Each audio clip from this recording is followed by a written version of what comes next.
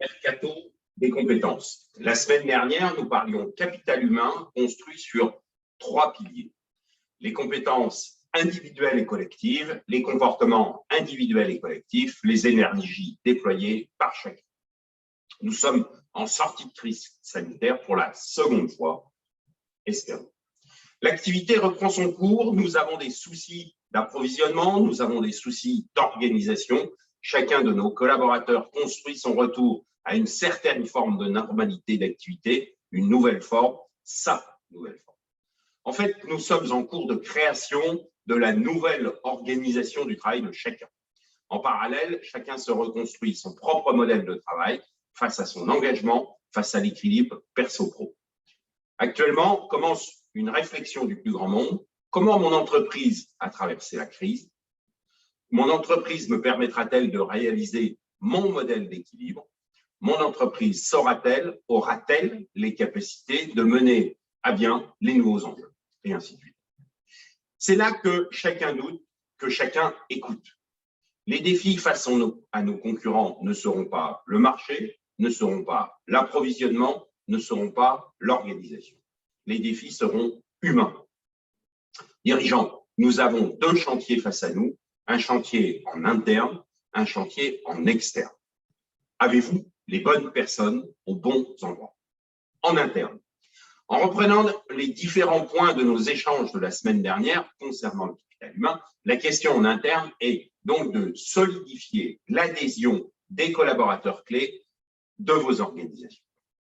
Définir d'abord, premièrement, définir les collaborateurs clés dans chacun de vos services, chacune de vos filiales, chacun de vos sites, de la compta à la R&D en passant par le commerce et la production. Deuxièmement, analyser le taux d'adhésion et la potentielle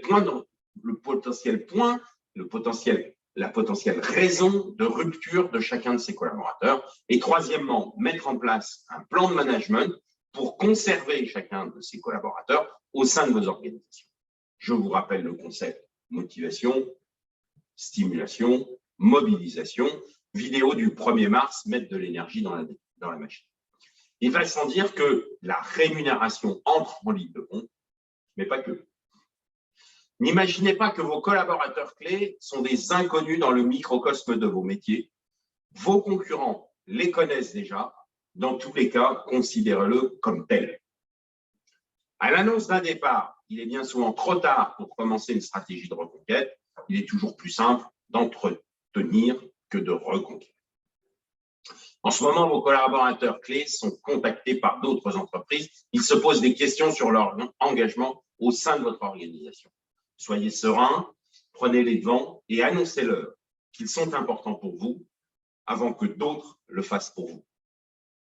En externe, les défis seront en effet humains. Vous devez compléter votre équipe.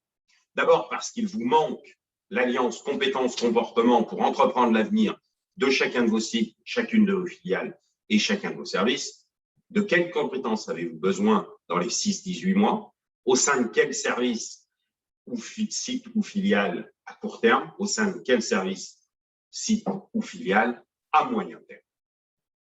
Partez à la chasse des bons profils, des bonnes personnes, de vos prochains collaborateurs clés. Soit vous en avez besoin et c'est plus qu'urgent, soit vous pouvez attendre et ce sera trop tard dans quelques mois. En effet, les collaborateurs clés pour vous sont aussi clés pour les autres. Le grand mercato des compétences, c'est en ce moment. Vous devez vous positionner comme l'employeur des meilleurs potentiels. Votre réussite 2025 se construit aujourd'hui sur 3 points. Avoir les meilleurs, cultiver et développer leurs compétences, leur permettre de réaliser leurs objectifs. À très bientôt sur le terrain, à votre disposition.